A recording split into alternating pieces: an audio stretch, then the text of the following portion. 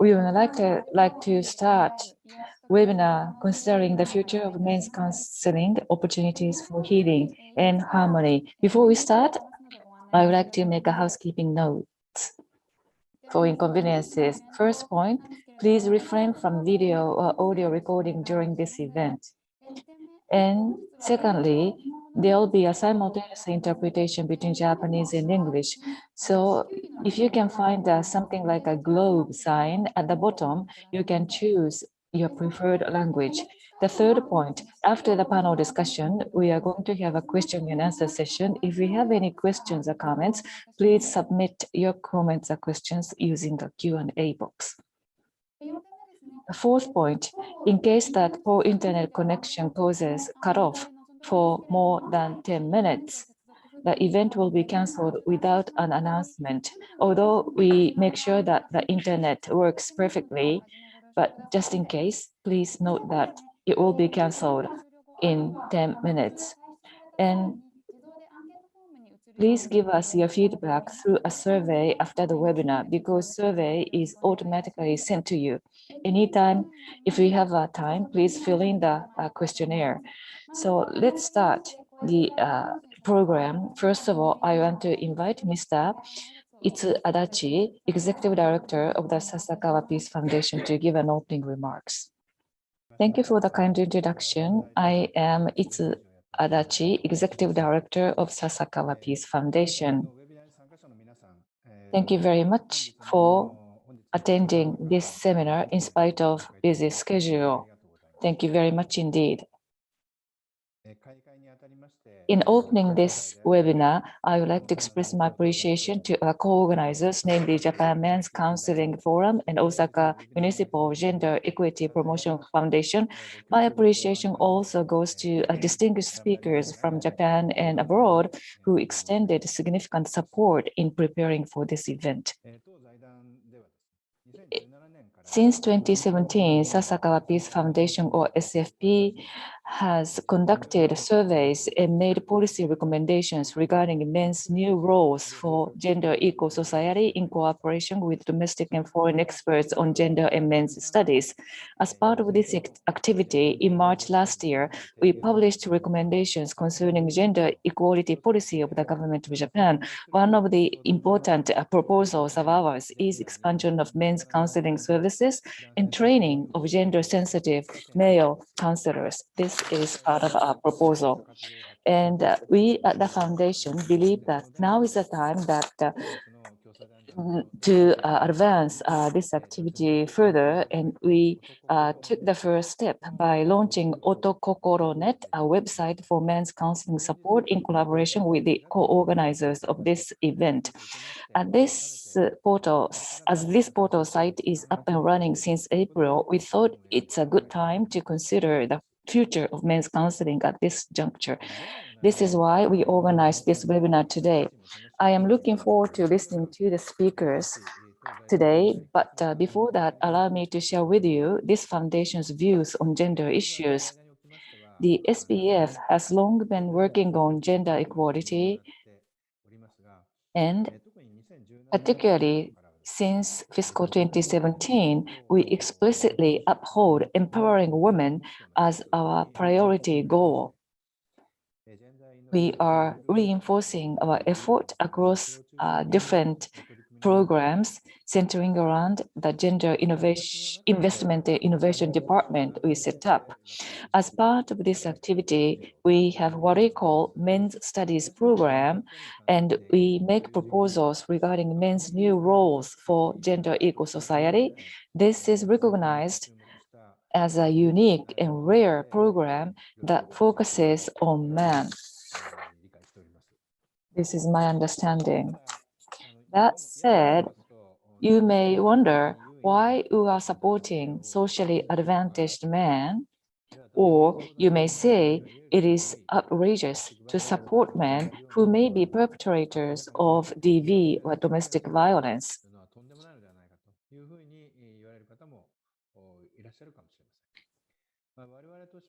Indeed, we are fully aware that the world is still male-dominated and there is gender structure problems, and that perpetrators of violence are overwhelmingly men.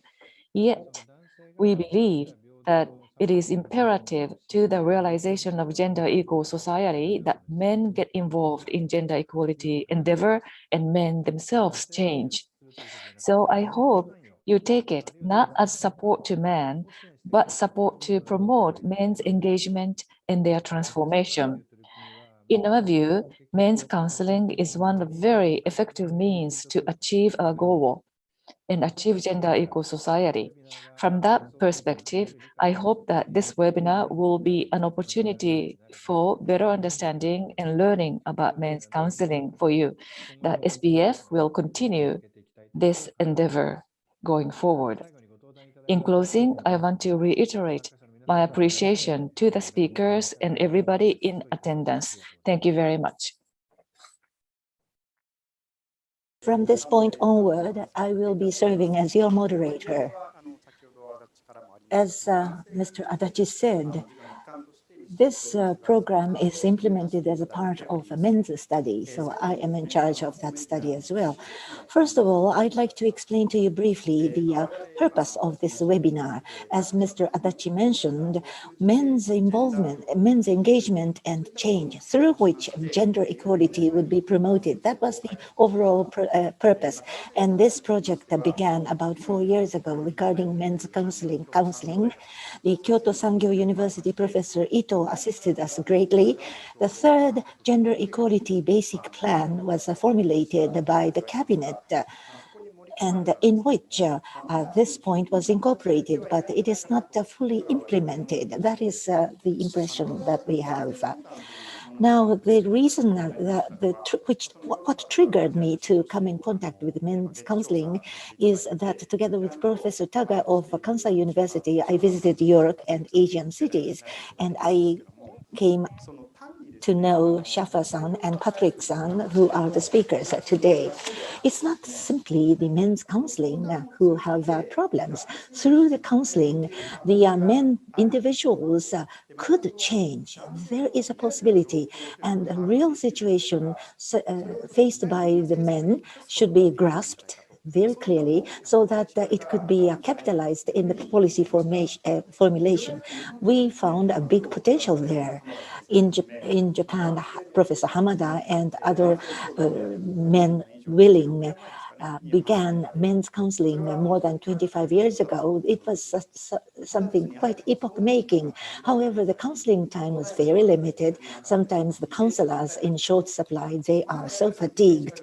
So the potential is not put to full implementation. That was very clear. So men's counseling, it is something that I want you all to know about it. And in order to strengthen the nurturing of the counselors, we thought that we could begin the portal site, which is called Otokokoro-net. It is otoko, it's man, and kokoro is heart. It is a new coined word. So if you search Otokokoro-net through Google and other means, you will be guided to the site immediately. So I hope that you'll visit the portal site. Commemorating the completion of this portal site, we are hosting this webinar. We have a fantastic line of panelists. You will be able to hear stories and comments that you are not able to hear usually for 90 minutes. Maybe you can have your supper while you listen to, and I hope that you will listen to the webinar. Let me introduce to you the panelists. So the first speaker is Professor Hamada, who is a representative of Counseling Office Tenmanbashi, and he's a board member of JMCF, Associate Professor of Kyoto Tachibana University. He will be talking about the development and history of men's counseling in Japan.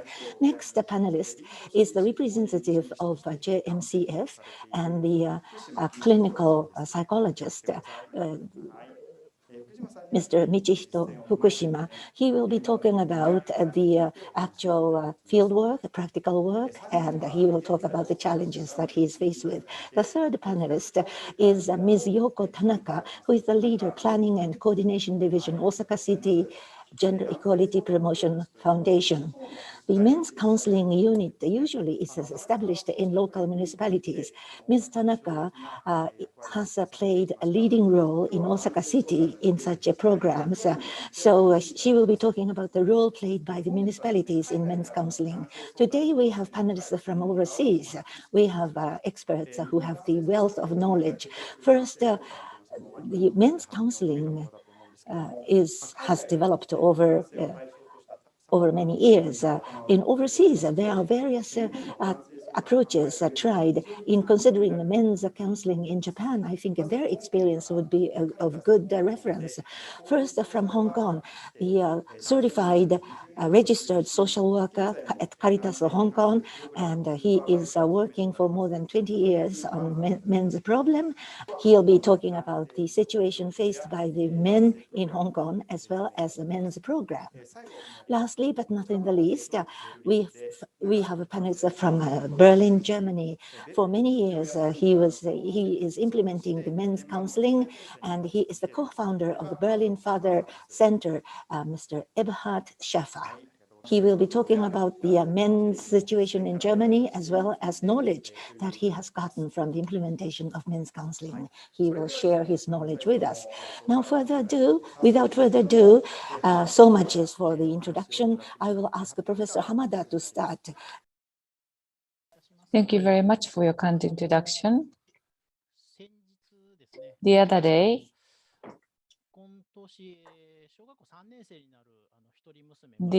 I have a daughter who is in the 3rd grade of elementary school, and she said, seriously, what is adolescence? And I couldn't answer very aptly. My name is Hamada, and this is like a quiz program, but I want to make people laugh just once, at least. This is a request from Sasakawa Peace Foundation, so that's why I try to make you laugh.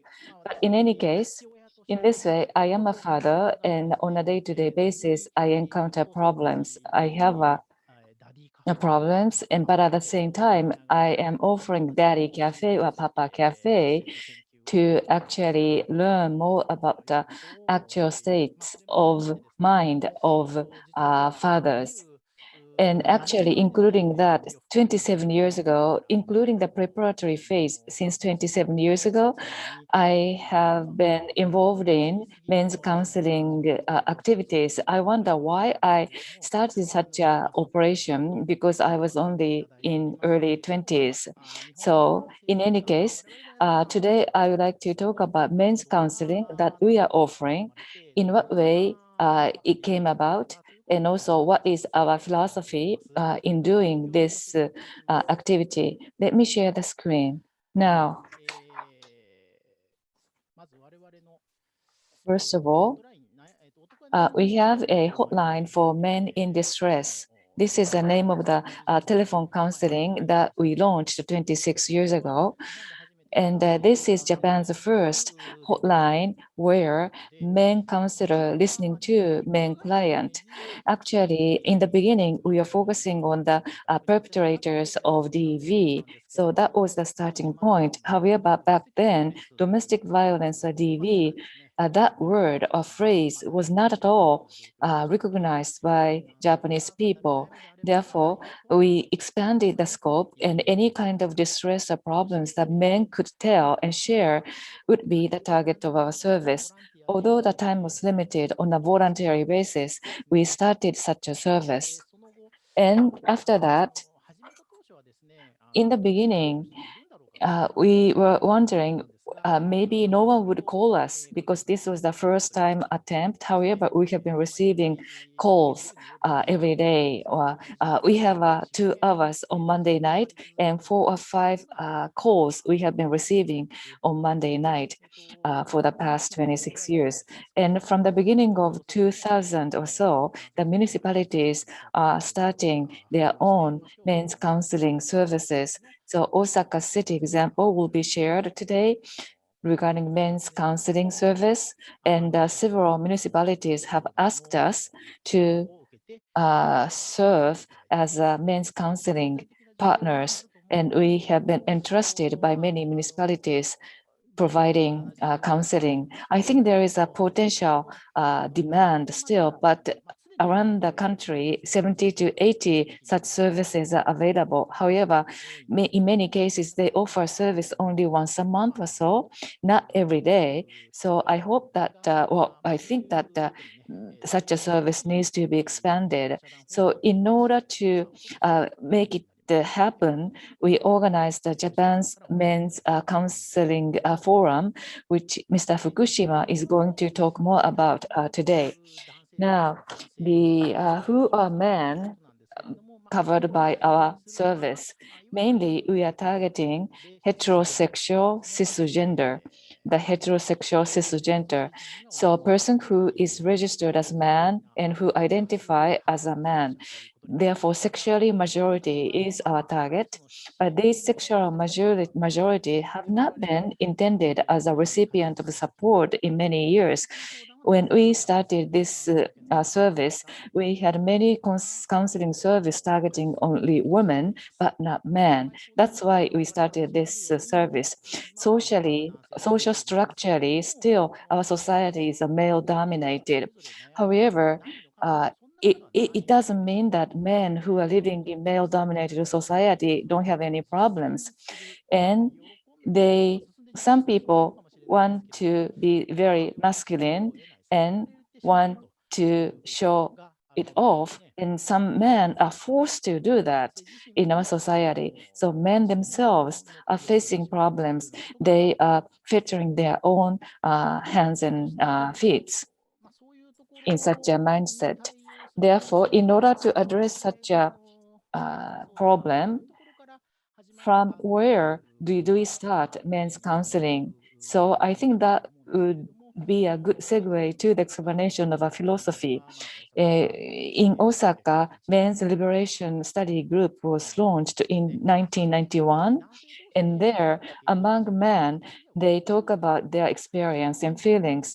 Therefore, by sharing their story, it is very important to be accepted by other men, and men themselves came to understand it's important to share and to be accepted. And this process or approach was already taken in feminism movement. However, for the first time, men themselves came to understand the importance of sharing. When we started this service in 1995 or so, there was no such space or place where men are accepted, because there is a gender-based stereotype, gender bias. So rather than that, it is very important to accept men as they are. That is important philosophy. And also, counselors like us have to have ownership as well. We need to remain as a person involved. We have a regular training session where we teach them to share their experience and feeling, so that they can discover who they are. They are also the men who are living in the Japanese society. And as I said in the beginning, I have problem raising my daughter as well. So I have ownership of the problems that other men may have. So counselors themselves need to be involved and need to see this is their problem as well, because there is something you can see in the clients because you are also someone involved, not the third party. So the counselors themselves should have a sense of ownership, and there is an impact from such an attitude. And also another important is the liberation from power game. When it comes to men, the superior and inferior relationship or the power relationship is something they would focus. So for men, it is important who is boss and who is subordinate, and they are bound by such a stereotype notice. Therefore, a counselor should be on an equal footing with clients. So rather than preaching from high above. They should share and they should talk with each other on an equal footing basis in order to be liberated from power game. Therefore, counselors have themselves have to think that they are also trying to change as well. The trigger for the setup of this hotline, this is my second representative. I am second representative. However, the founder of this hotline was that he raised his hand against his daughter. So he found violence in himself, and he raised his hand against his child, who he loves very much. So he found ownership of this problem. And then gradually, similar people got together and he formed a group of people who want to transform themselves together. So the viewed from, I talked from the perspective of counselors. So I have been engaged in such a service more than 25 years. And as a result, Japanese men, I hope, would abandon stereotypical views that could be pressure for themselves, for others as well. And then they'll be accepted as they are, and they will be liberated from power game. This is what we are aiming to achieve. And also, you have to have a sense of ownership. There is no one else to blame. Your problem is your problem. And sometimes I often say it, you are outsourcing the solution of the problem to others. So this is not good. So outsourcing of solution is not good because there is no one else to blame. So you have to control your problem. So you have to take responsibility for your own problems. However, by so doing, we'll be able to imagine the position of others. Then some people say that there is no point in talking. So in the case of man, if they cannot find immediately a solution, they think that there is no point in talking their problems with others. However, based on our experience, I can say that sharing feelings and talking with each other is a good way to change men. And from there, they start to help each other. So this is what we would like to achieve. So our activity in this way has been gradually recognized by the society, and Fukushima-san is going to mention this more later on. Osaka City or Osaka Prefecture's activities, and also Cabinet Office project for the development of the manual. We have been cooperating in all these projects, and also Japan Training Seminar for men's counseling has been conducted, and this next year we are going to have the sixth seminar. And as was explained earlier, we launched a website for men's counseling, Otokokoro-net. The time given to me is very limited, so I have to hand over to the next speaker. But we have a book like this, which talks about our activities. And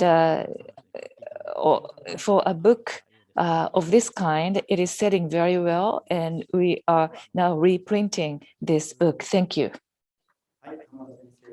Professor Hamada, thank you very much. Sense of ownership. Because you have the ownership, you will be able to see the crux of the matter. We think, he said, I think that point was very important, and it was a very serious food for thought for all of us. Next speaker is Mr. Fukushima. Mr. Fukushima said that he was feeling so uptight and nervous, but if you are a man, you can do it. Thank you very much. Still, I am feeling uptight and nervous, but I'm a man, so I will hang in there and I will do my best. As Professor Hamada mentioned, men's counseling has a certain history, and this was something that I was given as a title. So I'm going to talk about the reality of men's counseling, what is going on. First, to begin with, what kind of an organization is this Japan Men's Counseling Forum? men should be emancipated from the undesired masculinity. And counselor will work together with the person in search of that solution. So this is the main project is the hotline. And another thing is men's counseling. We receive the work of men's counseling. That is the main body of what we do at our forum.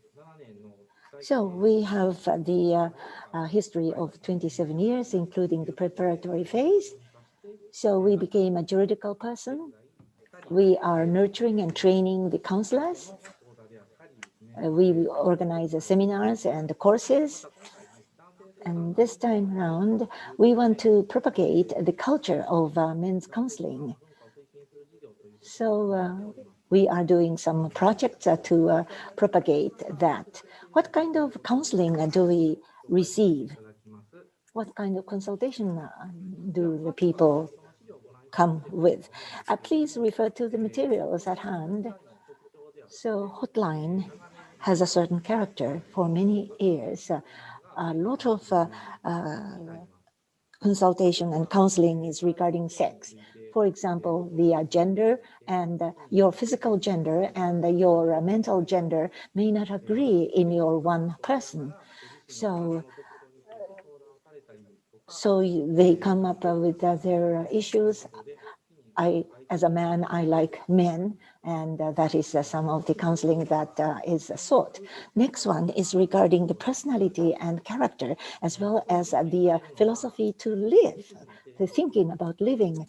What is the identity? What is the personality of myself? And what is the gender role? Since I'm a man, so I said that I'm going to hang in there. So a man should be strong, and it is pathetic if you are not strong as a man. So it's an image of man. That is the second largest consultation. So putting them together, about 60% would be the sex-related and the character-related. So I guess that is the character of men's counseling. In the last 3 years, what has increased is the kind of counseling which cannot be categorized to any of the groups, others. It can't be categorized. What kind of counseling is that? I lose some words in explaining it. For example, I love this kind of food. I like this kind of music. Recently, I visited this and that shops. They just report to you what they did as an activity in the recent days. Do you have any problems? What is it that you want to consult? We ask them, and then they don't have an answer. They just want us to listen to their stories, and they just go on talking about the shops they visited, the food they like, and so forth. We have just one-time affair for this consultation, men's counseling. So we don't predicate upon continuation of the counseling. But there are many people who are using our service many times over. Since the COVID-19 pandemic began, there is much media report about the solitude, the loneliness, and the separation. The COVID-19 divorce sometimes happens. As a matter of fact, within one family, you can't go out because of the lockdown, and you have more conflict and fighting between husband and wife. You want to talk with somebody, so you have the sense of solitude. So those are the contents of the counseling that they come up with. The hotline, men's counseling hotline, is the men's counseling itself. This is there are people who are using our service for the first time, and my impression is that there are more people using our service for the first time. And regarding the problems not being categorized as any particular issues, I think there is a prevalence of the acceptance that men can go to a counseling service. Counseling service is okay. men will find a place where they can talk about their problems, and they can sort of distract from the problems. They will find the healing in visiting these places. So that is the needs of the men. And so we need to have receptacle of receiving such requests from men. Currently in Japan, the reality of the counseling center, sorry, it's an outdated, but per month, about 3 times, one session, 3 hours. So there are many units which operate in that way. Is it good enough? The men have a question regarding their gender and sexuality. They want to seek consultation. And is this number good enough?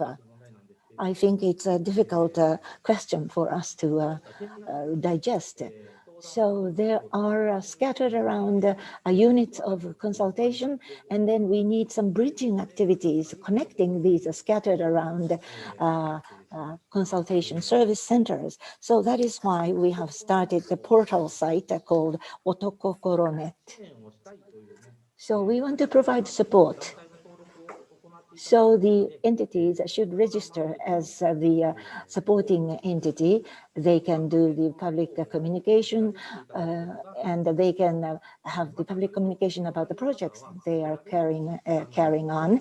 And those users can also come to this portal site, and they can seek the units of men's counseling as well as the projects that they can participate in their own communities. They can find events which will be organized in your community.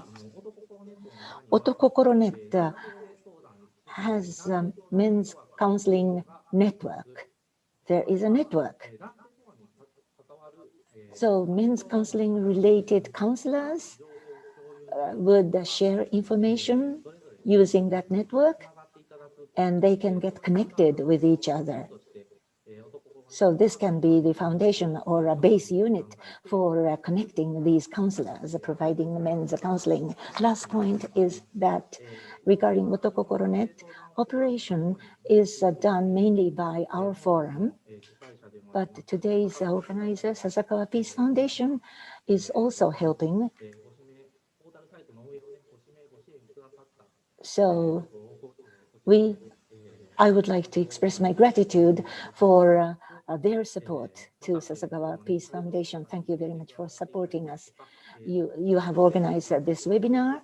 You have organized the training sessions for men's counseling counselors. On many fronts, you have rendered collaboration, and you are supporting Otokokoro-net. Osaka Gender Equality Foundation is also supporting us. Thank you very much for supporting this Otokokoro-net. So the culture of men's counseling should be propagated. People should be liberated from the unwanted gender constraints.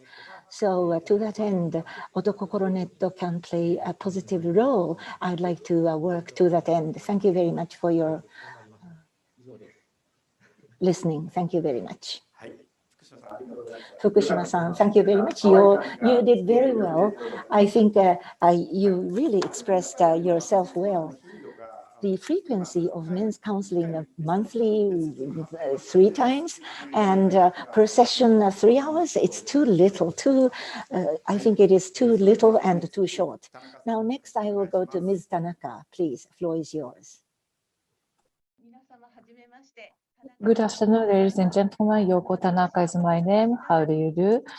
I belong to Osaka Municipal Gender Equality Promotion Foundation, which is a designated manager of the Osaka Municipal Gender Equality Center, Kureo, Osaka. So I've been involved in this for many years. That is why I was invited to this valuable event. Thank you very much for inviting me.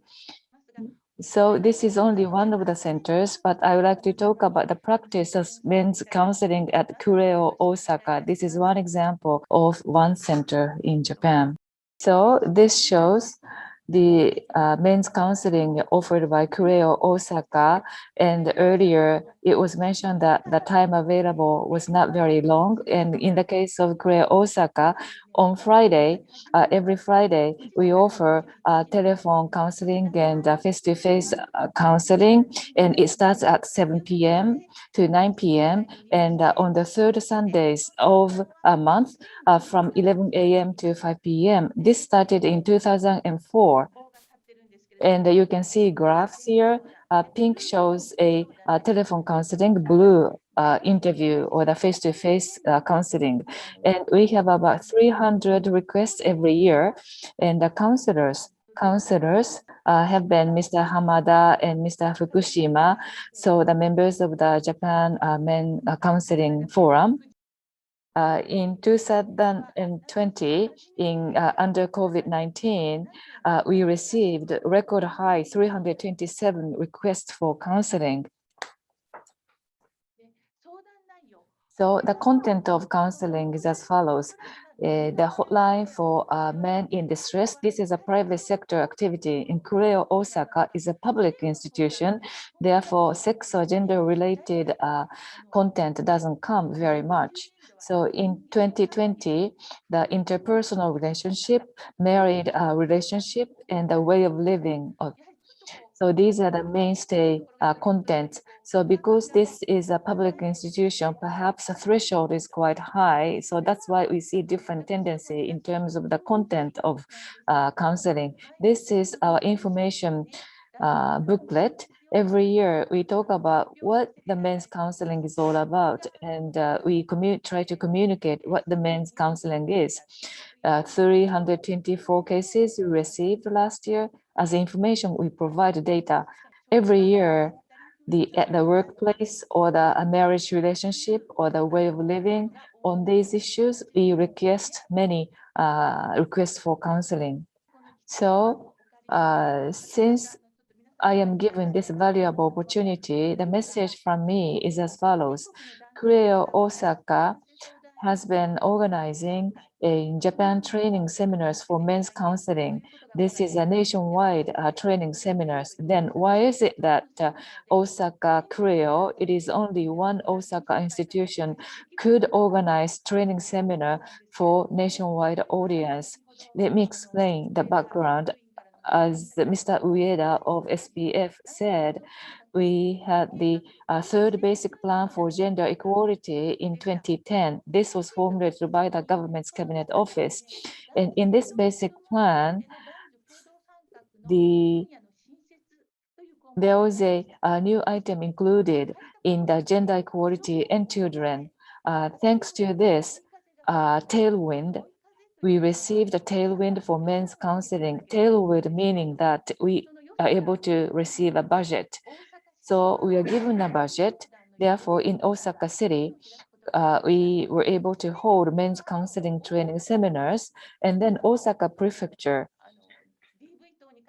regarding DV, we were told to develop a manual for DV and also training a manual as well. There was a launch public solicitation for such projects, and we were entrusted to carry out these projects.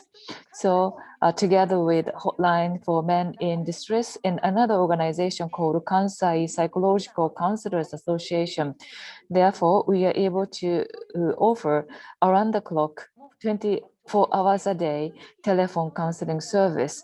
We challenged that endeavor. At that time, Professor Ito and other experts helped us to start this training program. And after that, our Cabinet Office in 2014 had a project to develop a manual to help municipalities launch men's counseling service. Therefore, Mr. Hamada, Mr. Yoshioka, who worked in Osaka, actually became main members of this Cabinet Office's project as well. So they rendered their expertise and knowledge for Cabinet Office project. Thanks to this, in 2014, we were able to organize the first all Japan training seminars for men's counseling. So from Hokkaido to Okinawa, from throughout the country, we received attendees and they came together because it was not under COVID-19. So in a face-to-face manner, we were able to gather. So the first inaugural seminar was titled Talk About Your Effort, Utilize Connections.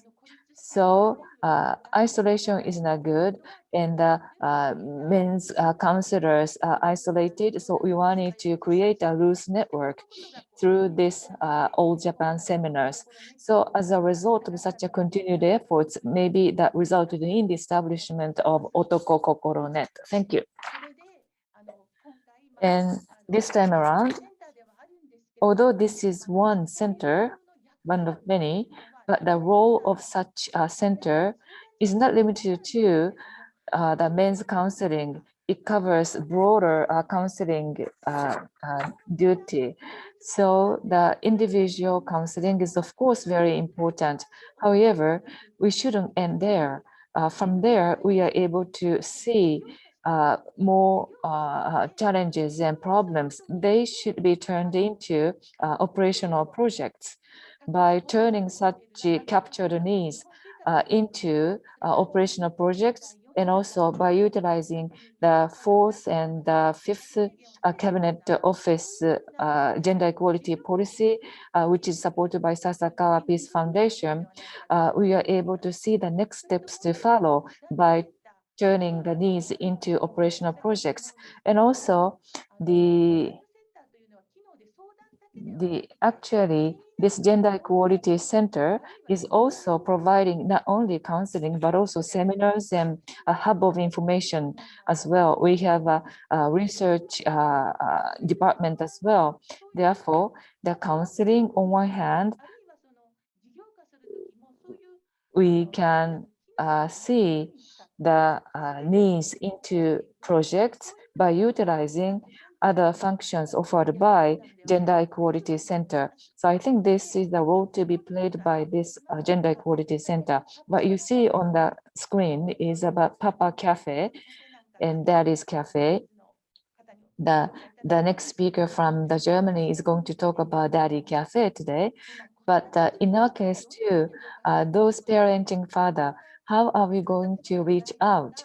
So our foundation has received a support from the Ministry of Education, and Mr. Fukushima and Professor Hamada participated in lecture session to talk about the true feelings of men's counselors as well. So we would like to utilize their expertise. And another thing we are doing at Kureos, we have a men's chit-chat center. After COVID-19, how are we going to provide a space for men to talk and share? And we are asking related people to serve as a facilitator. And also function of counseling. I mentioned not only men's counseling, but also women's counseling services provided. And also we have the child raising, child care counseling as well. They are not isolated. They are interrelated to each other because they can create a synergy. And the man can go to the parenting counseling, and also so the people who are receiving one service can go to another service as well. So we are able to come close to the solution of problems of those clients. So thank you very much. And this concludes my presentation. Ms. Tanaka, thank you very much. Men's counseling should be implemented in the society. If you want to do so, it is not enough to have counselors only. You have to have equipment, you have to have a place, you have to have the general coordination. So municipality's cooperation is really indispensable in that regard. So Ms. Tanaka's presentation was very concrete, easy to understand. Thank you very much. Now then, from this point onward, we will go to the presentation from overseas panelists. First, we will call upon Mr. Wong from Hong Kong to talk about his projects in Hong Kong. Thank you, Moderator. Thank you, Japan Men's Counseling Forum, Osaka City's Gender Equality Promotion Foundation, and Sasakawa Peace Foundation. 皆さん、こんにちは。私は Patrick Wong です。Good afternoon. My name is Patrick Wong. Next slide, please. Next slide, please. This is the only Japanese word I still remember. I was heavily influenced by the Japanese culture during my teenage, same as many Hong Kong people. I'm happy if you like this icon also. Yes, is it? Thanks for kind invitation from the Mr. Aki. Last month, I met him and his colleagues when they visit Hong Kong back to 2018. Those were days we could fly over the world freely. I'm so glad to be here and share my working experience with men. Next slide, please. Next. Now my position is a social work supervisor of the Caritas Hong Kong. Caritas is a large-scale non-government organization, and we provide social service in Hong Kong since 1953. I'm responsible for a little project named Caritas Personal Growth Center for Men, simply put, the Men's Center. Now we have 7 teammates and provide individual and group service for male users in the community. I'll tell more about on this later. Over 20 years, I met many men and I learned a lot from their struggle. I spent longer time working with single father, low-class men, and sex offender in different Caritas social service units. Today, my sharing. Next slide, please. Today, my sharing consists of 3 parts. Firstly, I will highlight some figures of male in Hong Kong for background picture. Secondly, I will introduce how my project operates. Lastly, I will share some of my personal reflection on counseling men in Hong Kong. Before I go on, I would like to share you a case and tell how a typical male user enter our counseling service. Next slide, please. Mr. A is a normal male. He has a job. He has a family. He goes to church. He has hobby. Everything seems normal. He might never use any counseling service until he was arrested for indecent assault. That is, touching a known female in busy train. His wife was almost collapsed as she almost forgot that her husband was also charged for the same offense when they start dating. Next slide, please. During counseling, Mr. A was so ashamed and regret for what he has done. He wanted to remedy his marriage by stopping his wrongdoing and reassuring his wife. This is very common that men won't seek help until the final consequence comes. Next slide, please.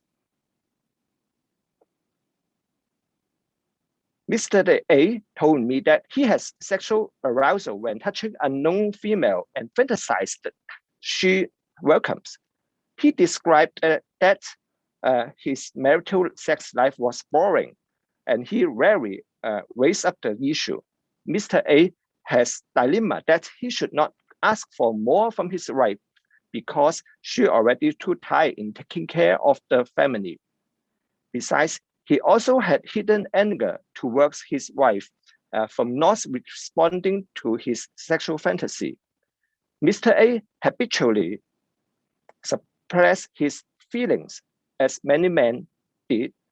The surface reason is that men don't want to over-worry their feminist members in behind. Men usually don't want to show up their vulnerable parts and expect themselves to be strong, to be tough all the time. Interestingly, it is also a good timing for men's counseling and bring deeper change in their lives. Next slide, please. I'm always thinking of how to promote awareness and early help-seeking behavior of men before the price is too high.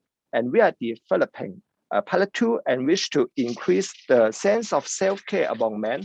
We use this tool in our emotional health program for men. And I also wish to bring you some pictures about Hong Kong men. I'll go fast on the following slide as you might see. Next slide, please. Hong Kong men have shorter lifespan. Next. Next slide, please. Thanks. Men commit suicide 2 times more than female. Next slide, please. Men records higher number in all major cause of mortality. Next slide, please. Men are fatter and overweight, and is well-known associated with the long-term disease. Next slide, please. Next slide. Think. Men smoke more. Next slide. And more male drug abuser in our government records. Next slide, please. More men than female are arrested by crime, especially during their early 20s. Next slide, please. In contrast, much more men than women became victims of all kinds of violence and abuse. Next slide, please. Actually, men make more money and they also work longer hours. Next slide, please. I guess this picture are more or less almost the same as other Asian cities. We are not going to start a gender fight, but want to men to realize the context. They usually neglect or take it too personal. For example, should a husband always earn more than his wife, and why? When we show this picture to our male users, they usually discuss and reflect on the purpose and price of their life. Most of them know this fact, but not many of them would reflect on it. We hope men would learn more about caring of themselves and also extend their care to female and those victims under all kinds of oppression of social structure, rather than only behave as a breadwinner of his family. Next slide, please.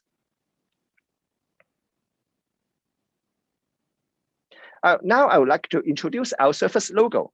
The logo comprises of two Chinese characters in red and blue. It represents a meaning of love, compassionate understanding, and male. Do you think it is good looking? I think so. Next slide, please.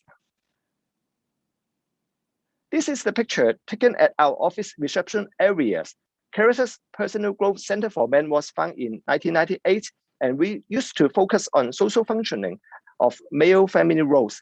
Many of them come to us because of divorce, fight for custody, and a lot of other family-related issues, and we provide a group and individual counseling for them, and some of them even stay in our service upon now. And now we are here, the red arrow. Luckily, we had a new funding. This is time limit in 2016 and start the project Cedar. We restructure our services and focus on male emotional learning and social skill training, as well as support of new fathers. We believe that the fixed gender image of masculinity limit the choice of men and also extend violence upon them. First, we want to heading towards a new concept of caring masculinity that promote interdependency, resistance to dominated because of traditional male, and also positive emotionality, and hope men would develop into a fully human. Next slide, please. This is our website, Facebook, and MeWe page. Just like the portal site, as Hamada mentioned, we use this to promote our program with these social media platforms. This helps us in reaching out to the community. Sorry, the language is in Chinese, but there are some photos and video you might wish to take a look. Next slide, please. This is our service model in general. During the engagement phase, we do some single section talk and program in order to reach out as many men as possible. As the PowerPoint show, we have some talks and program. We have hotline and we have WhatsApp communication. We also provide leisure program and self-learning material through our website. During the engagement phase, when we get in touch with the male user, we sort out those with more surface need and introduce them to our multi-section program for deeper intervention and various topics of developmental groups, mainly on emotional learning, social skill training, and support for fatherhood. We also provide this service to them. And after group, we also invite them to join our supporting network through the online and offline support group. Finally, some of them would become our volunteer, and some of them will become our resource person and tell their story in the media after their deep personal reflection as a male. Next slide, please. This is the rough picture of our user background in the past 2 years. Almost 1,200 men approach our service. They usually come to us for emotional disturbance and interpersonal issues, and almost 80% of them age between 18 to 50. And over 60% of them remain single, and their major complaint is emotional disturbance and difficulty in mating, and some of them experience work stress, and some of them having issue in relating with wife, and a few of them with experience sex and domestic violence issue. But in my point of view, most of them have difficulty in expressing themselves and have difficulties in relating with others. Therefore, we think emotional learning and social skill training are key to men's program. Next slide, please. These are some sample of our current program for male. Most of them are between 4 sections to 8 sections, with around 10 or 12 male members. Usually, we promote our program through our social media platform, and some of them will ask their friends and join us, and some of them will join from one program to another. As you may see, sorry, this is Chinese, but from the picture you may see that there is different kinds of topics. Some of them are relating with the building up intimacy. Some of them are related to the work stress in office. Some of them are increasing emotional awareness, and some of them are about the rules of emotionality. Through all kinds of awareness promoting program, we wish to help men to step by step to go beyond their limit. And after group, we also encourage them to use our after group personal consultation for necessary follow-up. Next slide, please.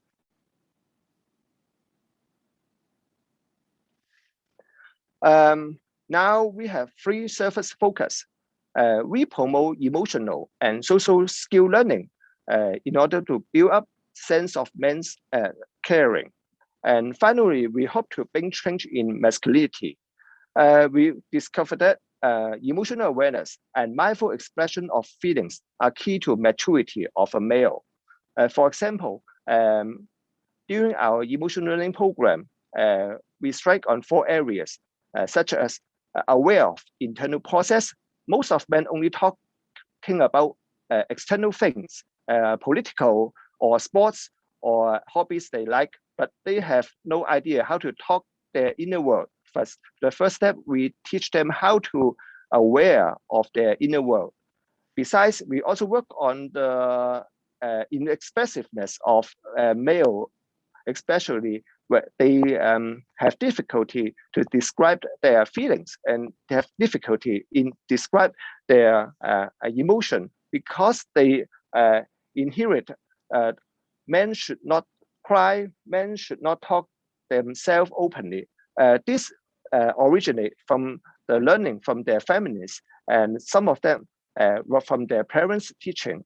So first, we try to book the rules and help them to be a fully human. Besides, we also focus on the empathy and impulse management. That's important to domestic issue because when men cannot tell themselves in a peaceful way, they might use their fist instead. And besides, on the social skill training program, we depend on the CBT model. We use volunteer to help them to how to express their idea step by step and walk out the zone of anxiety and walk out from their anxious and help them to be easier to be with people and feel easier to be with stranger. Therefore, we found that most social loners want for intimacy with another person, but they don't know how to be there. They lacking a way to be there. They see that it is quite easy for others to look for mates, but it's just like a magic for them to make a new friends that results in their social isolation. And most of them are stay on the internet, and we recruit them through online media. And finally, step by step, we recruit them from net to our reality, and recruit them from their hobbies to our service center. Finally, we also put some energy to help new fathers or fathers to be, because we think that early active participation to childcare of a father would bring a lot of good support to the mother and the family, rather than all kinds of child caring works belongs to mother and female. First, we provide special information about fathering and about child caring for the fathers, because we found that a lot of information is only designed and written for female, and only a few are written for male. First, we do some works to support our fathers, and the most importantly, we help. We wish that the father would find a way to work his fatherhood, because in my point of view, fathering, the job of father is quite different from fatherhood. Fatherhood is an identity, is something a man can be proud of. This makes a big change in the male life. Next slide, please.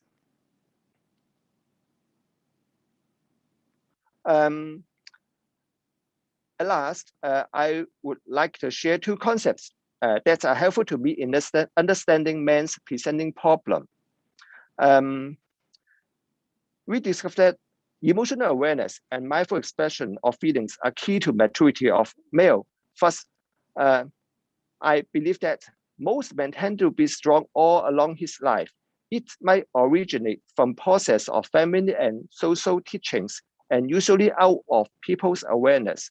Therefore, I would encourage my client to challenge the image of macho men and open up their vulnerability. When men would seek help, they might consider they are weak and are afraid of being looked down by others. For example, my case, Mr. A said that he was rubbish when first met me, but I told him that it took double courage to face his core problem again, and I trust his determination to make change. He cried like a boy in front of me immediately, and he was so touched that I would trust him in that scenario. This is a magic moment. A man could make a deep change inside himself. First, every time a man approaches my office, the first of all I give is my deep appreciation and my welcome, no matter what he has done, how much wrongdoing he did. At least he comes. At least he wished to, and he willing to face the problem in front of a stranger. That's me. Next slide, please. In my working experience, one of the most important aspects of counseling men is working on the impact of their masculinity. I try to name it as second impact. This is the work from me and not from any books, so it may be not very concise or precise, but I would like to describe men usually come with various problems such as money, sex, divorce, violence, or addiction. I'm not only helping men to overcome the specific problem, but also find out how the problem damage their self-esteem. For example, if a man lost his job, it is not only an income issue, but he might consider himself failing from fulfilling the role of main breadwinner of his family. He might be very sensitive and reactive to the comments from his family members. The key is to separate his self-esteem from the rigid demand of masculinity. Actually, men won't use counseling if they think everything is normal. When they come to counseling, they experience something very uncomfortable and they want immediate help and they look for immediate solution, and everything is from outside, and actually they want somebody change for them also. But the most important is help them to face their vulnerability, and then we define their self. Next slide, please. When men would learn to love themselves, they could have better chance to treat others in a loving way. I hope we would bring more peace among men and bring more peace to our family and community in this difficult time. My part has finished. Thank you. はい、ウォンさんありがとうございました。カリタス男性センター Thank you very much, Mr. Won. Caritas is providing service model which is comprehensive, and I think it was a good reference for all our activities. Regarding Hong Kong, as you know, currently Hong Kong is placed in a dire situation. In this context, a gender-related issue must be shaken a lot. So going forward, the Caritas will be expected to play a bigger role. Now then, last speaker, we will go. Mr. Shafa, please. Hello, and thank you very much for having me. And I feel very honored to have the pleasure to speak at this event today. Yes, thank you for providing the slides.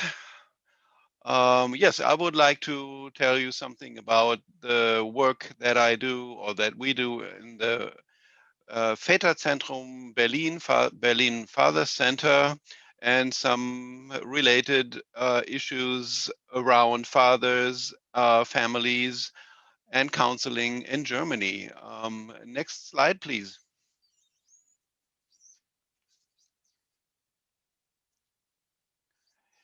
Yes, so this is the overview. I will tell you something about our counseling work at the Father Center and something more than that, some about men and fathers in Germany and counseling with men, some experience and some conclusions for that and some general conclusions. Thank you. Next slide, please. So you might want to take a look at the photos as well. You see the front of the Berlin Father Center, and you can see some baby strollers in front of the center. This is the picture when we have the Daddy Cafe on Thursday mornings. I will tell you some more about that when I present the next slide. But for now, just the general picture of the Father Center. It was founded in 2007. We are an independent NGO and charity organization. Our work is funded by the state government of Berlin, and the funding background is that we provide education and information for families. So there is a situation or a policy to to inform and strengthen families as such. And since we focus on fathers, this is the case that we get funded for family education. So the background is our support for caring fatherhood, or a picture of caring fatherhood. Caring fatherhood contributes to child well-being and gender equality. So this is the two pictures here. Child well-being on the one side and gender equality. Makes sense to promote caring fatherhood to achieve these targets. So who is working? We are 4 in the staff, and 3 are professional social workers or counselors like myself, and 1 is administration and finance. Our budget per annum is quite small. You wouldn't believe how small it is. We have about 2,500 clients, say, every year. This is fathers, children, and mothers and families all together. But I think about 90% of all adult people who would come are fathers, but we have many events or programs that include children. If you compare this 2,500 per year coming to our center in Berlin, compare this please to about 250,000 fathers who live in Berlin. So this is a very small figure altogether. So what is about the other 99%? What we do altogether is activities, counseling, lectures, further education and training for professionals working in the field of work with families or support for families, parents and children. Many of those are very highly interested in learning more about fathers and learning more about how to integrate fathers into their programs. So that's what we do quite a lot. You can see the website and Facebook presence is here on the bottom. Next slide, please. So this is a picture from the Daddy Cafe. So this is the end. You have seen the outside. Now all those dads and their children are inside. So we started this Daddy Cafe just in time when the federal law for parental leave and parental allowance was established in 2007. So this was a great coincidence, actually, because the political issue and law for parental leave and parental allowance was launched, and there was a high interest from media and society as a whole in this change of a work-life balance approach to both fathers and mothers. So then we had more and more fathers who actually did take parental leave, and more of these were kind of looking for things to do and things to come together and be together and just share about their situation. And as you can see on the photo, they bring their babies and trying to have a good time.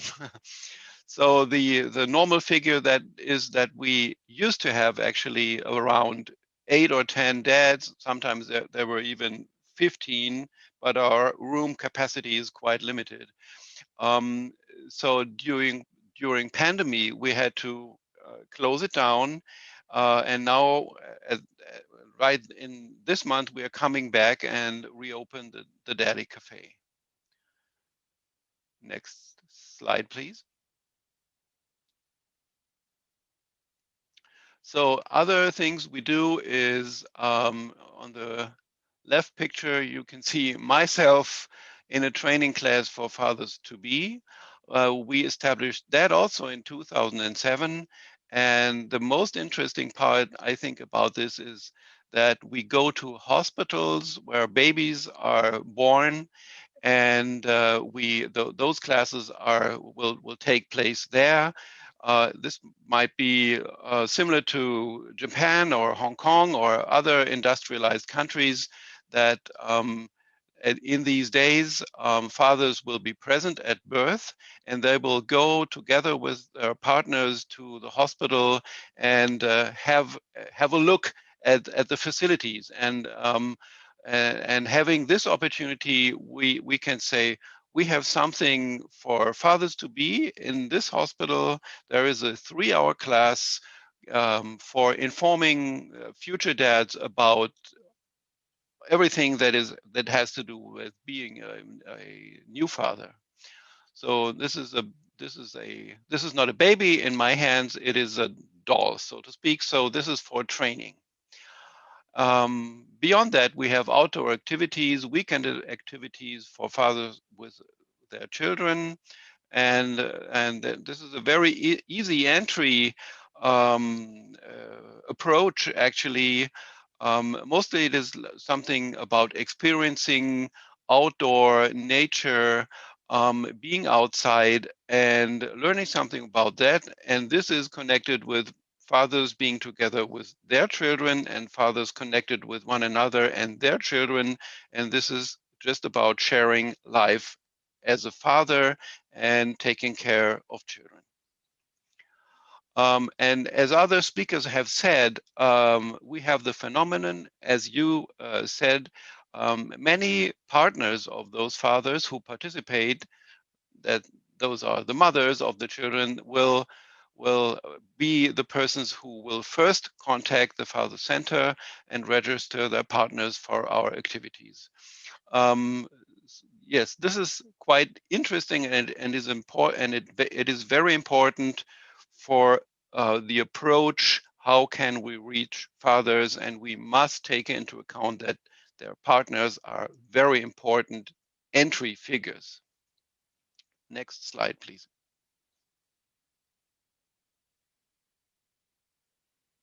Next slide, please.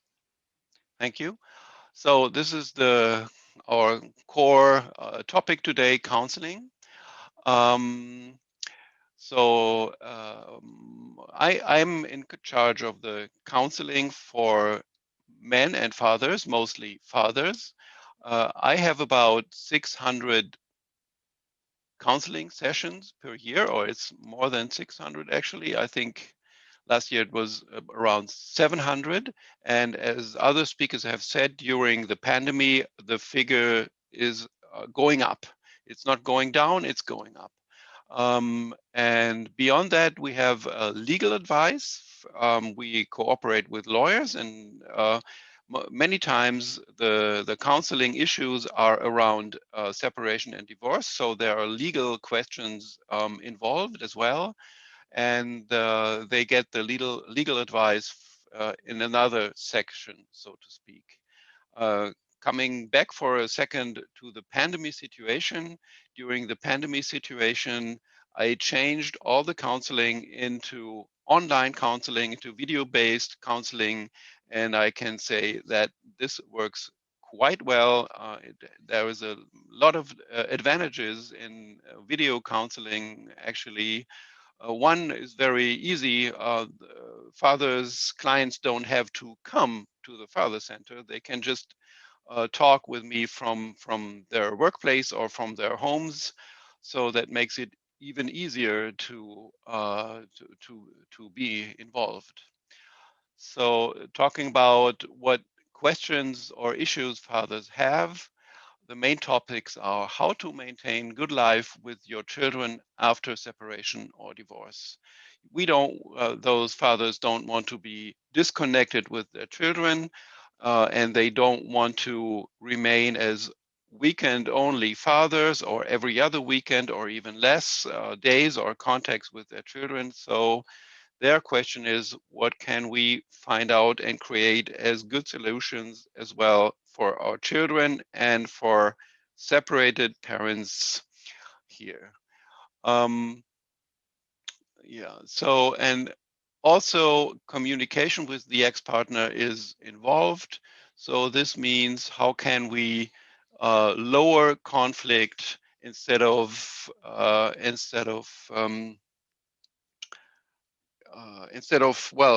raising conflict, so to speak. Then question arise with how can I be a good father for my children?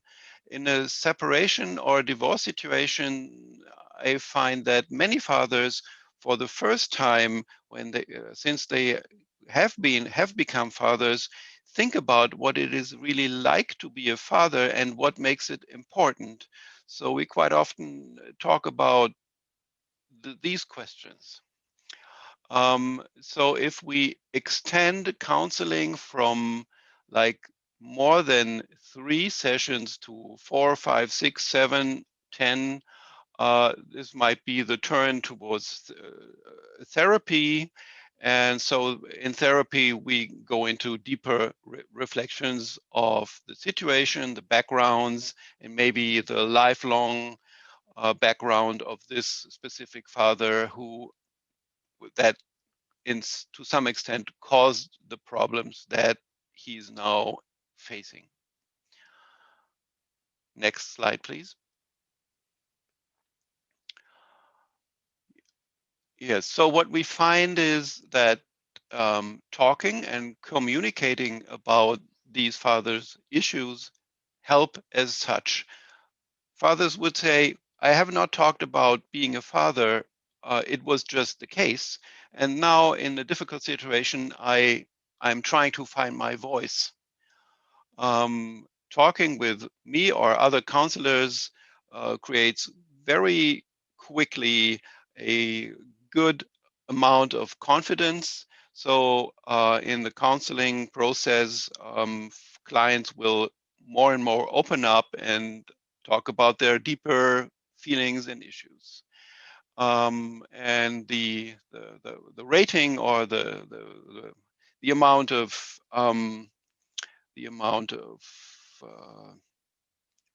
the rating is quite high.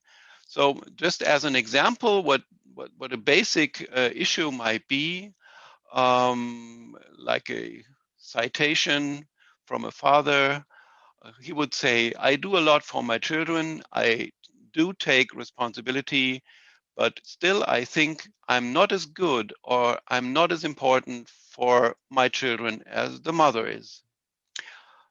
So there is this notion, I do a lot as a father, but still I have the notion that the mother is more important. And there is a correspondence to that from the mother. She feels the same. She thinks he is taking a lot of responsibility. He will take a lot of care for his children, and he will spend a lot of time with our children, but still I am the major figure. So coming from that, we let them tell their experience from everyday life. We give them feedback to what we think is really good from what they do and what they can do even better. We give fathers the notion and self-esteem that they can be on eye level with their partners, that is, or their former partners, the mothers of their children. So in many cases, in many talks, when I speak with a father and he will tell me about his commitment as a father and what he does precisely with and for his children, he is very surprised when he hears from my side that that I value this very highly, and I find that this is a very high amount of care work that he is performing and a very high amount of responsibility that he is taking. In other words, in many cases, fathers would tell about the high amount of responsibility that they will take for in everyday life, but their self-esteem is quite low. Next slide, please.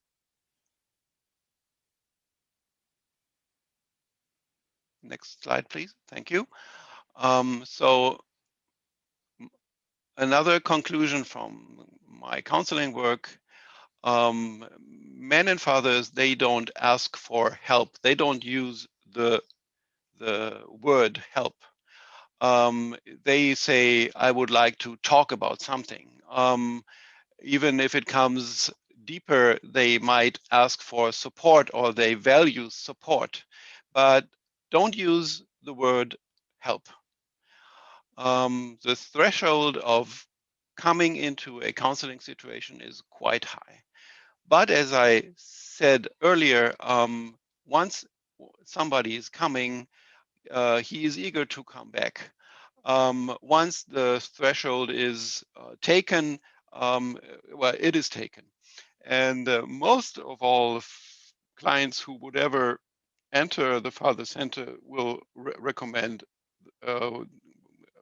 going to the Father Center. So this makes us confident and a little bit proud also. Next slide, please.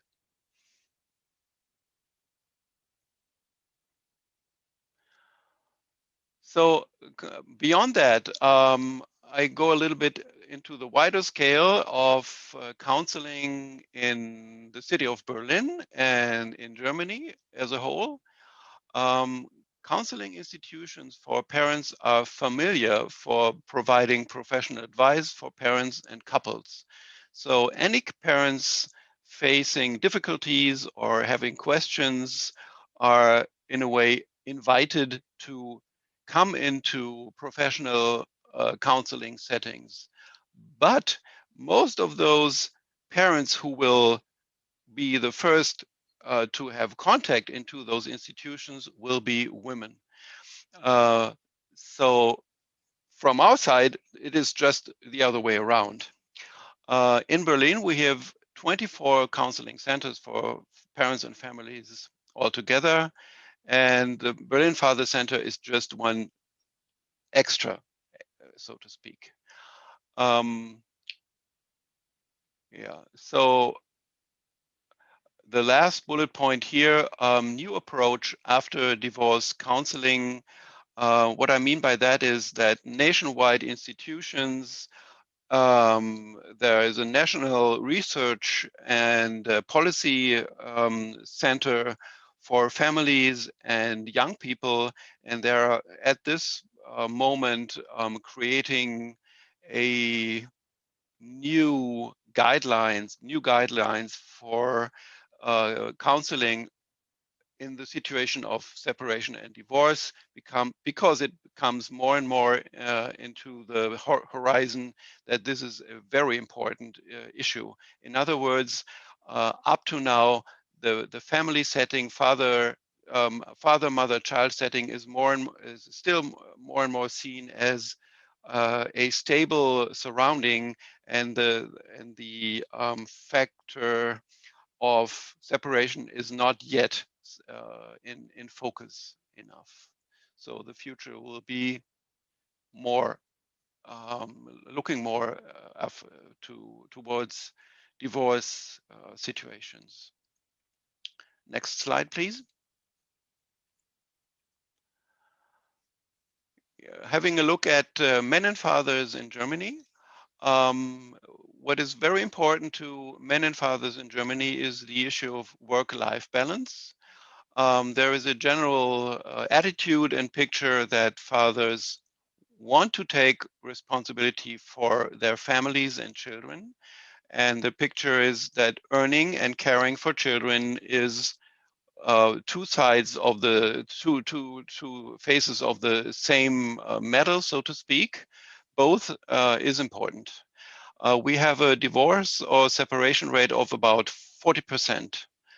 And within divorce and separation, we have the phenomenon that is called re-traditionalization of parent-child relations, having to do with residence of the children or an end time with and for children after separation and divorce. So this is very important, and we are focusing this to a very high extent. And then we have a high amount of blended families or patchwork parents and families, newly blended families. Beyond that, we have a look at domestic violence, as other speakers before had, and there is a new look at men in this context. saying that about 20% of all victims from domestic violence are men. And there is also very new, it's only 1.5 years old, new professional approach and help, a national helpline, telephone hotline for men as victims of domestic violence. Next slide, please.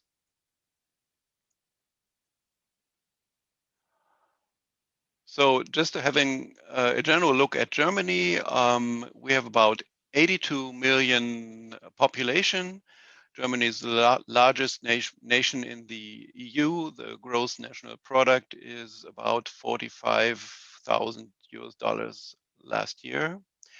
We have about 1.5 children per mother. We have an aging society. So we can, I think there is many parallels towards Japan.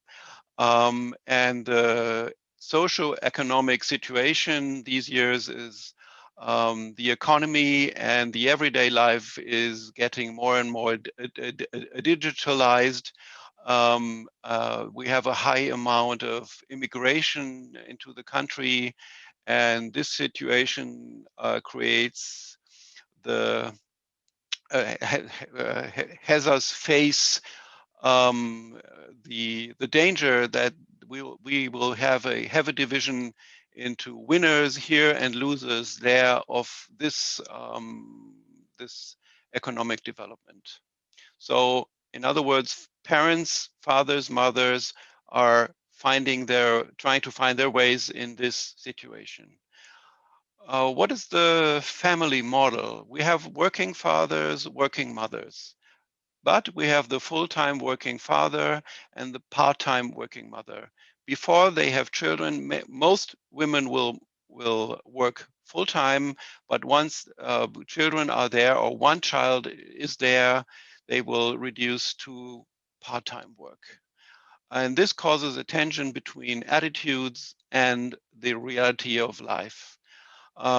This tension is staying. It's not solved in men and fathers. They will work full time, but they feel that they don't spend enough time with their children. Then a new phenomenon, the so-called Generation Y. That means why, asking why.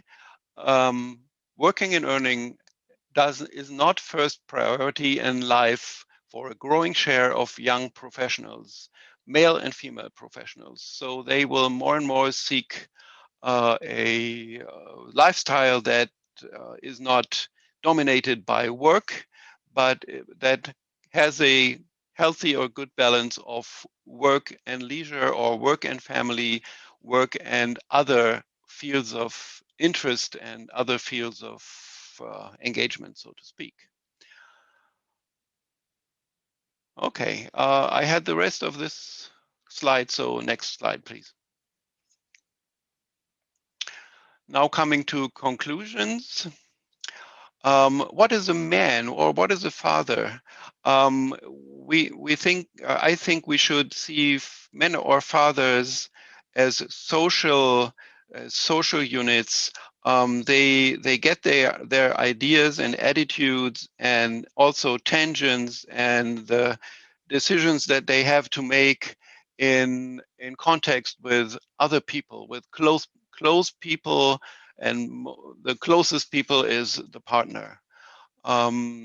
So many of the questions that we will hear from fathers in counseling will be generated from a dialogue with their partner, dialogue in conflict or dialogue in dialogue. Then we can say that there has been a growing interest in fathers to having close relationship with their children over the last decades. This is just evident. But still there is gender stereotyping about parental roles, as I said before. I think I had that, so I can conclude. This is just summing up what I said before. And I think there is another slide or two. Next, please. Oh, this is the last picture, just to give you an idea of the situation. It might look complicated, but what I mean is in the middle here of this chart, you have men, fathers, counseling, work with men. On the bottom of the chart, you have grassroots organizations or NGOs who were taking care of counseling and with men and fathers for quite some years, but their situation is dominated by weak funding and a high degree of professional experience. And on top of the chart, you see state organizations or welfare organizations that are well established and well funded, but in their horizon, men's issues or fathers' issues have not been in focus yet. So what I pointed out on the right-hand side is there needs to be a link between those two spheres to have better professional work and more sustainability for work with men and fathers in Germany altogether. Next slide, please. This will be the last one. Thank you very much for listening. Arigato. はい、シャファさんありがとうございます。 Mr. Schaffer, thank you very much. 2017, I think it was, when I visited Germany together with Professor Taga, we visited the Father Center. And everybody was relaxed, and I felt that this place was very important to them. In Japan, in Osaka, similar projects are being carried out, and I hope that similar experience will increase going forward. We are supposed to have a discussion period, but before that, the other day, Professor Hamada and Mr. Fukushima, I asked, when you hear men's counseling, you don't get an image, you don't have experience. So it's very difficult to have your image about men's counseling. So a very simple role play we would like to perform. Would that be all right? So 2 cases of counseling. The first one, I will pretend that I'm a university student in my 20s, and I will ask a question and seek help. Professor Hamada, are you ready? Well, this is nothing related with my personal problem.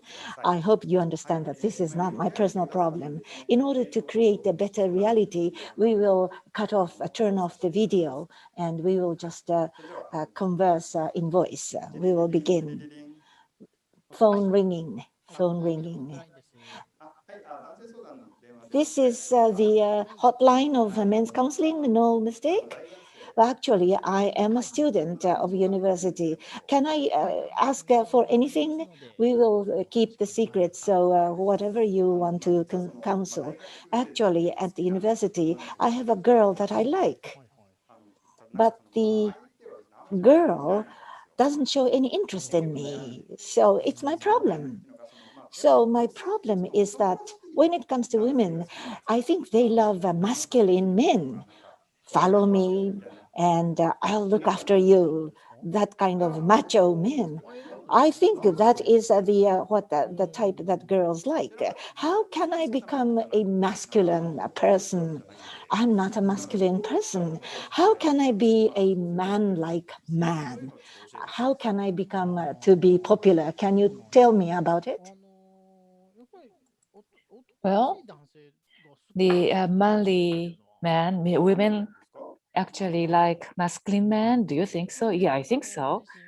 Then you think that you are not that masculine, so you want to become masculine, that manly? Yes, not macho.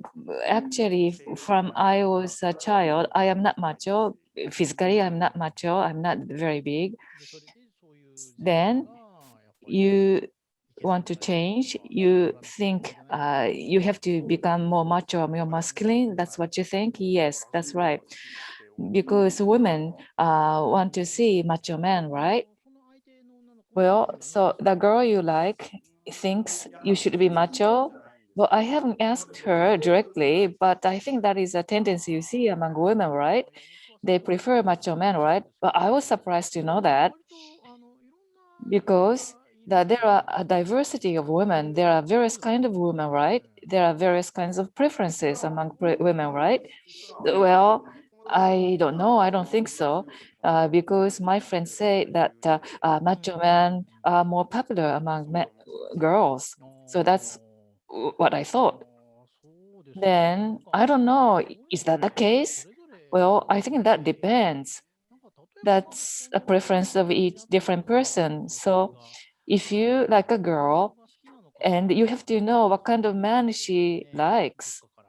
And from somewhere, you have to get that information, or maybe you should talk directly with a girl. Can you do that? Well, maybe a friend of her is a friend of mine, so perhaps I can ask her what kind of man that girl likes. But so I don't have to be a macho. I don't have to be masculine to be popular among girls. Yes, I think that's the case. I think you can. For example, women like kind man, generous man. Of course, other women like strong man. I think I am confident that I am kind person. That's wonderful. That's positive. So I don't think kind men are not very popular. I don't know. I don't think so. In women may like a kind man, caring man. Then let me ask the friend of that girl I like. Maybe that's a good idea. Okay. Thank you very much. So maybe I come back to you. I can call you many, many times. Yes, of course, you can come back to me anytime. Please. Thank you.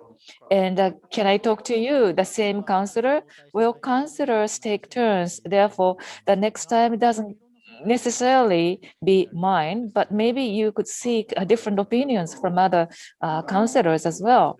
So maybe I may come back to this service. Thank you very much. Bye-bye. Thank you. Incidentally, we didn't carry out any rehearsal. I didn't know how this mock conversation would turn out. One more case. Now a man, a salaried worker in late 30s. Fukushima-san, are you ready as a counselor? Yes, yes, I am. All right, we'll begin. Ringing the phone. Hello, hello. Yes, hello, this is the hotline, men's counseling. I have a matter that I want to consult with you. Would that be all right? Yes, please, go ahead. Recently, I had a fight with my wife, and I want to mend this situation. I want to do something about this situation. I need your advice. That's why I'm making this call. Well, recently, my work was very tough. The other day, I worked overtime and I came home very tired. Then my wife was chatting over the phone with someone. And while she was looking at me, toward me, and then she just pointed at the table and showing that my dinner was on the table. But I looked around the room. It was so cluttered. The washings not complete, and a 2-year child was watching adult television drama. So I was so frustrated. When my wife finished the telephone conversation, she came to me, and if she sort of apologized for the inattention, I would have allowed her. But my colleague got married, and I loved the news. She's getting married, and I just snapped. And give me a break, I said. I am working so hard for the sake of the family members. You are doing nothing. You are just enjoying your chat. So I sort of chided her. And then she also snapped. And then I'm tired because of my part-time work, and you should cooperate more in the house chore. I think I should be angry. I think I am legitimately angry, right? Am I wrong? Well, your work was very heavy and you came home tired. And then the wife just turned her face to the direction of the food on the table and saying nothing. Yeah, I kind of feel how you felt frustrated, and it turned out to be the fight. I know the situation was very rough and tough on you. So what can I do about this situation? Well, let me see. You said that the situation could have turned in the desirable way. What was that the situation that you wanted it to be? You see, I came home tired, so I just wanted her care about me. Oh, it must have been a very taxing day, for example. If she said that, I may have felt differently. So you are working hard for the sake of the family members. That was your feeling, right? Yes, we earn the bread and we look after the family members. That is the job of men. Yes, yes. So you are working hard. That's why you felt that you shouldn't be treated like that. You came home and then house was cluttered and you were angry. Of course, I had my work. So my wife should do her work, which is a house chore. The room should be tidy. Incidentally, your work and housework, have you ever discussed with your wife about the sharing of the burden, house chore? No, we never discussed it. I thought it was only natural that two people would have different roles to play.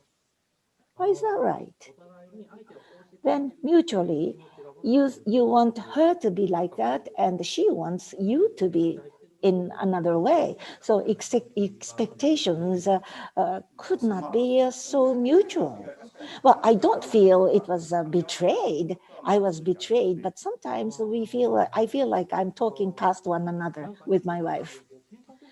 Well, without going into fight, you should have a good, composed discussion, not going into fight. I hope that you would have a discussion. Of course, I'd like to talk about it. But what can I do? What can I do about that? When you are angry, then if you try to talk, the fight would become nastier. So you should put a little distance. When you are angry, I think you should put a distance for a while. So take a distance while I'm angry. Yeah. For example, you should come back buying some things that you like.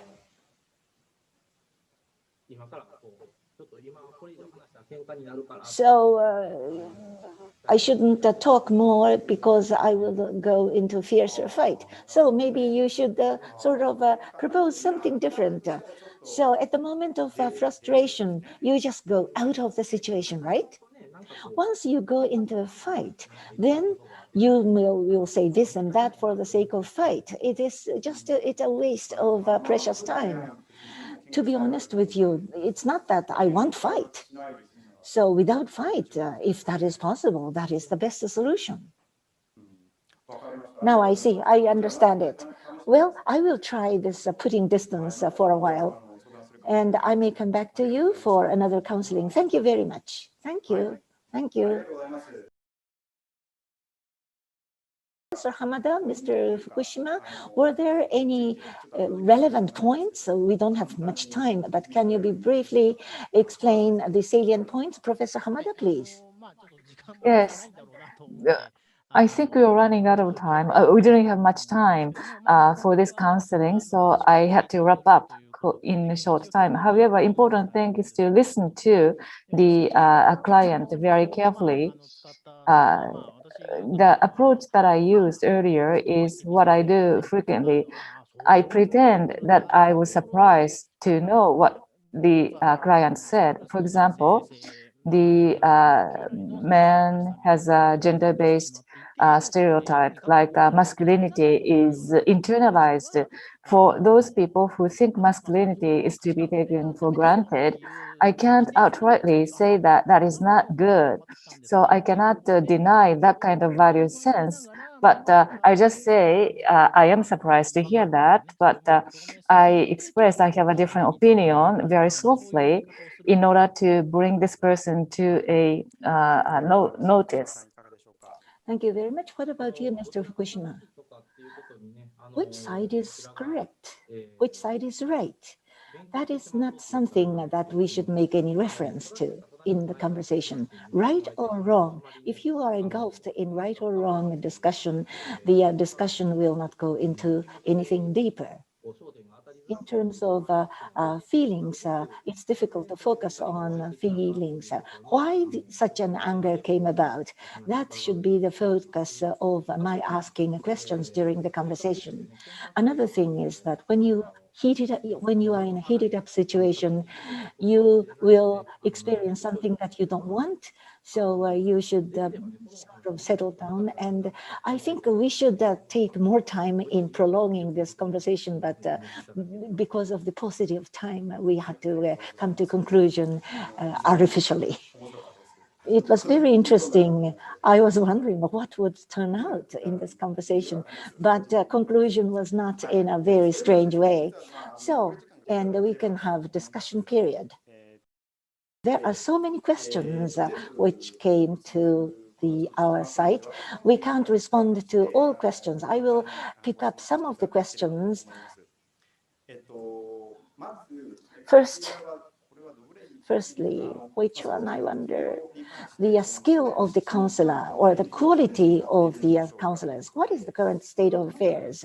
Who's going to answer this question? Fukushima-san, can you answer this question? Thank you very much. Counselors' quality has to be ensured. Regarding our forum, every month, the counselors get together and receive training. That is what we do. And Professor Hamada introduced, how you express your feeling. Looking back the 1 month, how do you explain your feelings? That is the training you go through. In this context, the masculinity of yourself would be observed and studied and analyzed. It's very important. Of course, the contents of the consultation, the case studies, in detail, we must study, but 50% of the training would be directed for the expression of the emotion. Thank you very much. Next question. What is the collaboration with the women's consultation unit? Tanaka-san, you explained in your presentation, so I will ask somebody else. So Hamada-san, how would you respond to this question? Yes, thank you very much. Well, my response is actually given by Ms. Tanaka. I would have a same answer. In Osaka as well, we have a women's counseling as well. There is official counseling service provided by Osaka City. In the case of hotline for men in distress, this is one-time hotline conversation. Therefore, we don't have a coordination with women's counseling either. But I have my men's counseling. I operate on an individual basis. Actually, you receive women clients actually for that service. And they could be spouses of men who came to our counseling. And also we can cooperate with other women's counseling service as well. Thank you very much. Next question. Those people who will go to a counseling unit would be rather middle-aged. What about the youth generation? They have gender-related problems. Are there any approaches to make them aware of their problems? Mr. Wong, can you respond to this question? I would like to say, more or less, the issue of masculinity exists in all age group of men.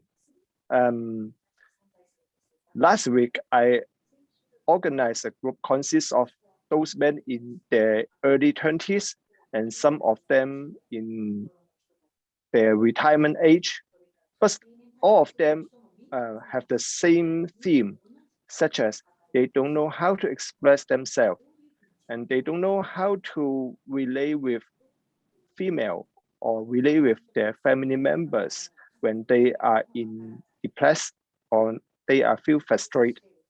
I think the core root of the problem is their suppression of feelings, and they are unaware of their inner process. And therefore, even there may be some differences between generations, but in terms of the masculinity and in the road ahead of maturity of men, I think they more or less the same. And I see that the younger the men are more open to learn. The older the men, they would reflect on their experience once they met some really big problems, such as divorce, or my case being arrested, or something big problem they had met.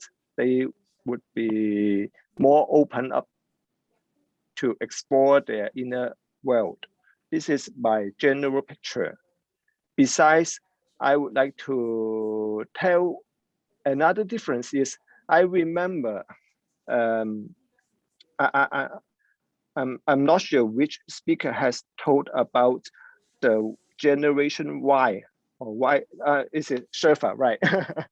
Yeah, the situation is more or less the same in Hong Kong, because for those men in their middle age, say 40 or 50 or 60, they are born in the World War and they experience the difficulties of poverty, and therefore they used to show up more responsibility without and take it granted. I would say that.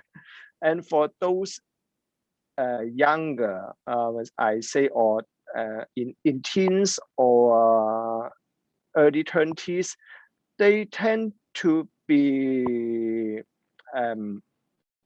take their personal time first, such as enjoyment or hobbies or something like that. But I won't put the blame on them. I don't want to start a generation fight, but I would say that how and why the younger generation would behave like this, it all depends on how they perceive the world and how they perceive they have any chance to climb up the social ladder. Maybe the older already grasps the fruits of our society and only left a few for them. And how can I blame those younger not work hard enough? For example, in Hong Kong, the price of a house is sky high. And therefore, I cannot blame, or I cannot expect a young person to work for his life just for a place to stay. It is not reasonable. And this is, in my sense, this is the oppression. This is the financial oppression. This is also political oppression to humanity. We put a lot of responsibility to next generation without we think how the older, just like me, already take the chance. This is part of my sentence. That's it. Thank you. はい、パトリックさんありがとうございました。Patrick, thank you, Mr. Patrick. Thank you very much. Next question. This is the question I wanted to ask. Now, simulation that we carried out. Mr. Schaffer, what would you respond to the simulation case telephone calls? Mr. Schaffer, can you respond? If you were the respondent in the telephone call, how would you have reacted? Well, especially the second example sounded in a way familiar to me.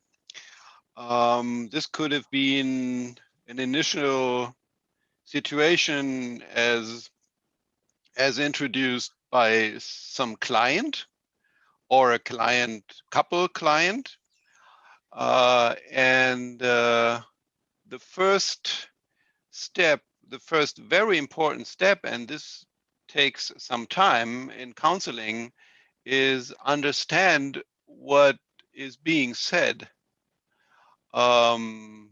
Understand what is being said. What do you mean by this? Can you tell a little bit more about that? What was before to the situation that was more like conflict? What followed the situation that you are talking about? Who was involved? Who else? So it's like from my systemic approach that I was trained in, exploration of the issue is very important. And then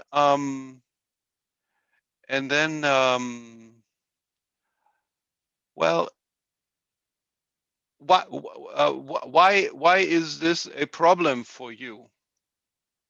Why do you think it's a problem? And if you have a couple, for the one side it might be a problem, for the other it might not be a problem. So then try to understand what is the background in thoughts and what is the background in emotions for the one client or two clients that you talk with. And so if I work with couples, the goal, so to speak, is to encourage a mutual understanding of the attitude and the feelings behind attitudes in the man on the one side and in the woman on the other. So, but again, many who come after a first session, they have an idea. Oh, this is a new way of thinking about it, or this is the new way of approaching what my issues are, and maybe I should come back and have another session to learn more about it. Thank you very much, Mr. Schaeffer. There are so many questions, but this will be the last question. This is the question to Tanaka-san. The training and nurturing of counselors, where and how do you do it? Already in your presentation, you explained the training of the counselors. Can you talk about it more? Can you explain? Basically, the basic counseling skills and counseling technique are already held by our trainees, and based on that, gender perspective, men's counseling specific perspective will be learned in our seminar. This is a training session, we call it training session, but we have an overall learning and also breakout sessions as well. What we have to share among everybody, and also specific in-depth discussion is sometimes necessary.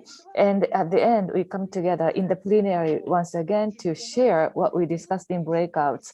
And we make a networking session at the end as well. That is a Japan-wide training session.